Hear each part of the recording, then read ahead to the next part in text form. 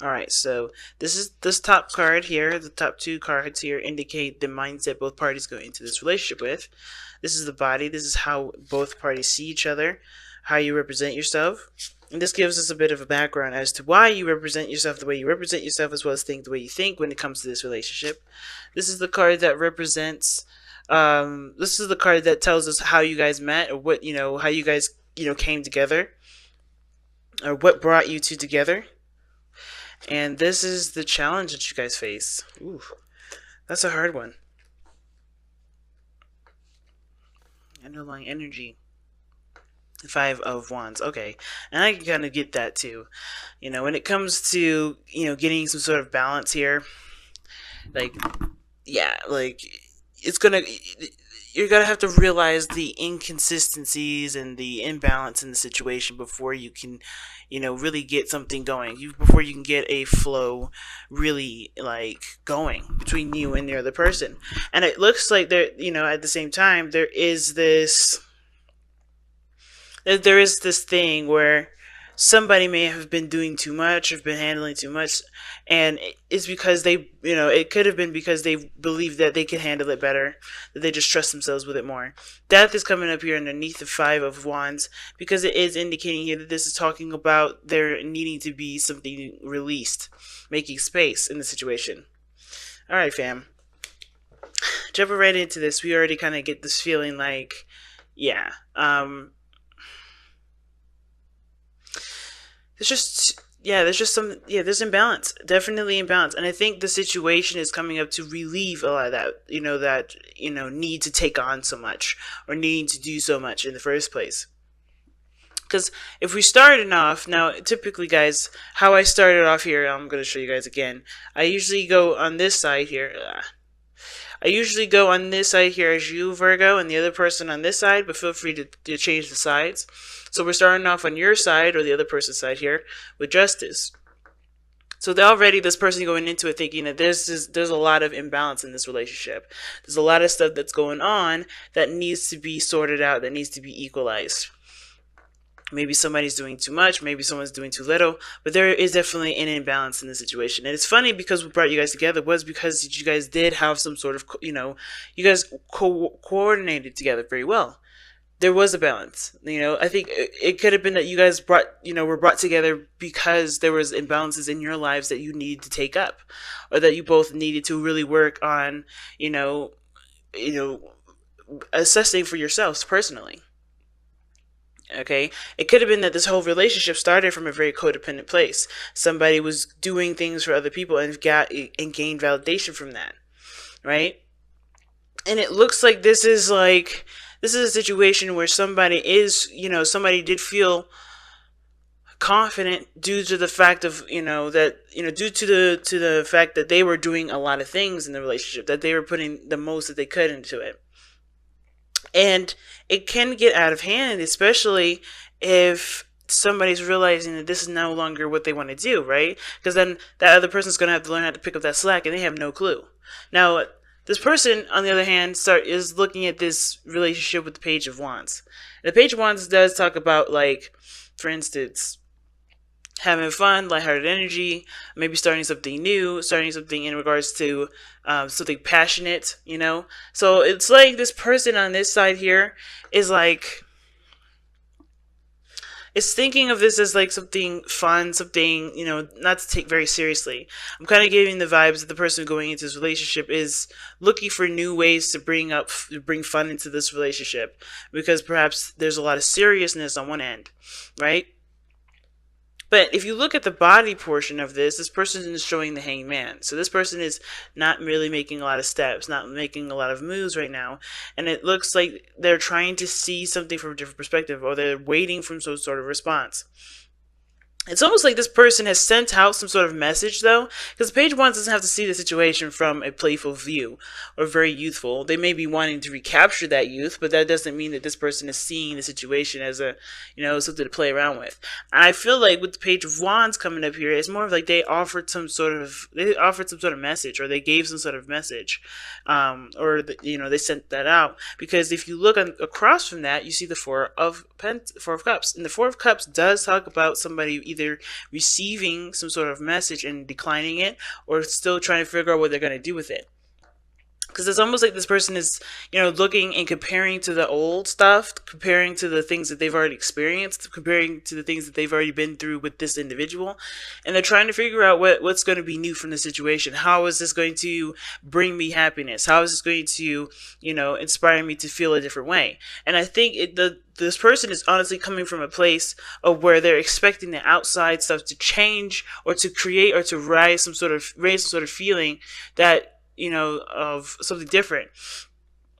But as you saw with that Eight of Cups, with the Four of Pentacles, you saw that the only way that you're going to be able to, the only way for this person to be able to change, or to have something new, or to feel something new, is by knowing what they truly deserve and trying to figure out what they want to feel in the first place.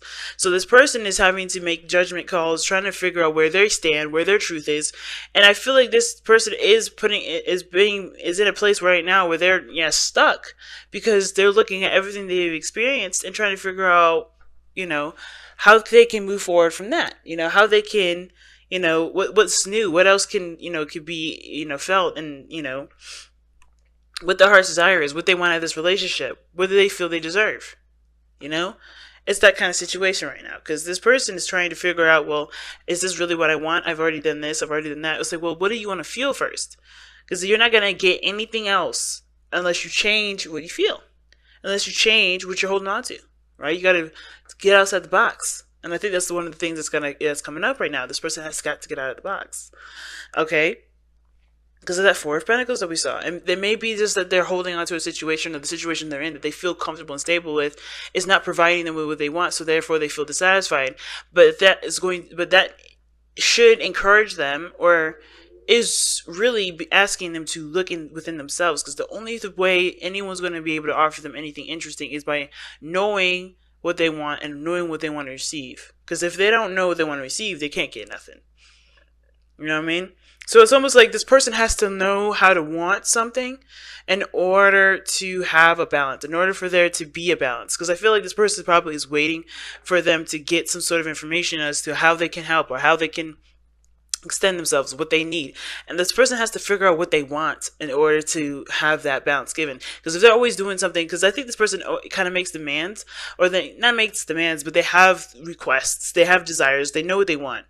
Or they come from a place where, they, on a whim, they know exactly what they want in that moment. But this person may not, always just doing something, always helping, always putting themselves out there, and they may not always know what they want.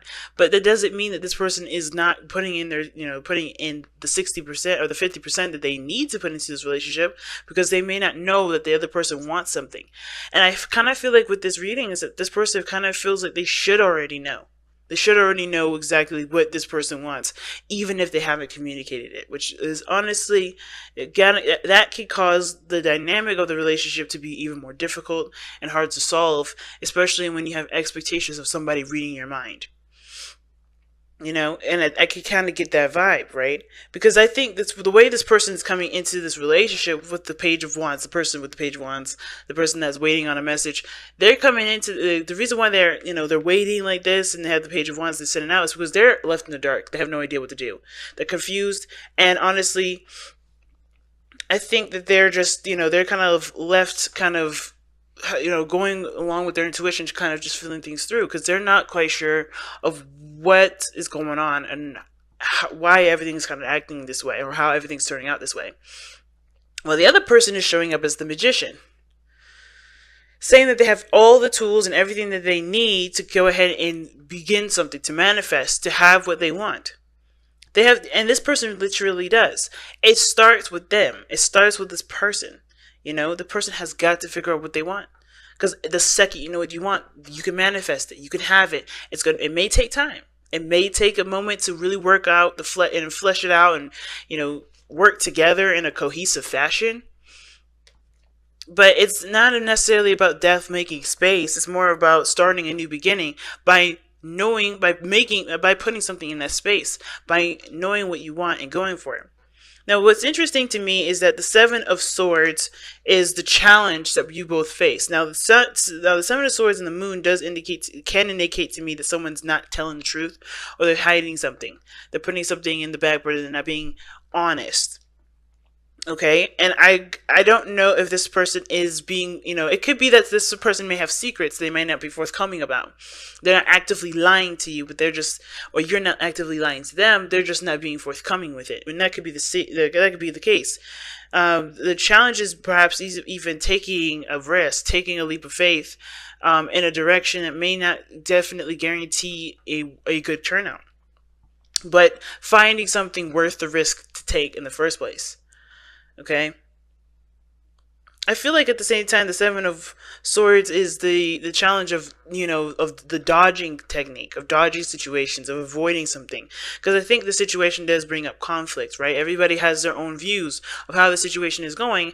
And even though this person may be feeling like it's growing and is moving in a great place, right? It has potential for great growth with the Page of Wands here. They're still stuck in a situation where there's no growth, there's no movement, there's nothing. And while this person may be feeling like they have to figure out a better balance for them, and honestly, they may feel like they need an apology, or they need the other person, or even themselves, to take accountability. They don't really know at what area they need to, where they want to go after that. What is this kind of doing for them, right? What does that get? What do they get out of that? If they do come to some conclusion and amend some situations that haven't been really ideal for either party, and I feel like it's now no longer dodging the situation, no longer ignoring the signs. It's about perhaps recognizing what each party is doing and then working together to make a balance that works for everybody. It's interesting. What an interesting read this time around, Virgo. I don't know which side you guys would be, because it sounds like it's a tough situation either round, right? Either way. But nobody is at fault. Nobody deserves to be, condemned for anything or any action. I think everybody has a little bit of work that needs to be done, of course, right? And it's going to take conflict. It's going to take time to, to confront the problem, because I think the challenge is confronting the problem. Right? Both parties are having a hard time confronting the problem. If the person is like, "Hey, what do you want?" Okay, and not getting a response, being ignored because they feel like they already done everything, that's both, that there needs to be conversations, further discussions on what needs to be done, because some things are just not making sense. All right. Wow, make the sacrifice, and death was what we saw earlier. Hopefully that's all I showed you guys the card. Right? But make the sacrifice. Something needs to be let go of. Somebody needs to give up something of themselves in order for there to be progress. In order for anything to happen. So let's take a look at this card here. Make the sacrifice. You will not achieve the outcome you desire if you are unwilling to act upon your intentions. It is not as simple as wanting something to happen or believing that it will happen. You have to make it happen. And to make it happen requires that you be willing and ready to do whatever it is necessary, no matter the sacrifice. For everything you desire, you must give of yourself in return. And that's what the Seven of Swords is talking about, right? What risks are worth taking here? What risks do you believe that you can make to make this relationship work, to overcome the struggles, to overcome the addictions that you have? You have to break free from that place that we saw earlier, the Four of Pentacles, Seven of Swords.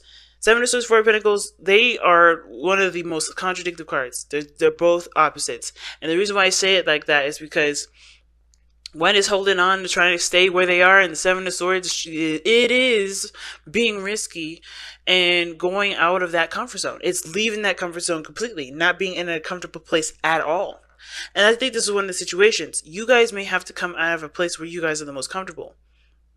Lightly lending a hand, or not, you may have to see this, the hangman isn't just waiting, it's also seeing something from a different perspective, seeing something from a different angle. And I feel like, yes, perhaps this person is coming in with some sort of offer, or this person is seeing this relationship as something lighthearted and fun and nothing really to take seriously, or they don't have responsibilities enough to take seriously. And I think that's where they need to change the focus. And honestly, the other person too has to make a sacrifice of communicating what they desire and what they need. What they need help with, what they need assistance with, what do they need in their lives to help make this manifestation of a beautiful relationship possible. Because one person's doing it is not going to work. One person putting in their 50% is going to work, or doing 70% on top of somebody's 30. It's not going to work. Somebody's got to communicate, and honestly, until it's hashed out, there's going to need to be putting uncomfort. There's going to need to be hashing out details. There's going to need to be some things cleared up. Because one person's confused and being like, "Why? I don't understand why everything's happening this way," and the other person's very clear why, but at the same time, there is some sort of I think they like to have all that control, and I don't really see a lot of control energy here. I don't really see a lot of control issues, period. But there's something here that this person's not willing to let go of, or they're just not sure of, of relinquishing, because, I think they're cool doing everything on their own. They're fine with handling stuff on their own. But does that make you a happy person doing it on your own? That's the biggest question. And if not, what needs to be done? What do you want to feel? How do you want to feel that way? What needs to be done to make that happen? But you got to make it happen.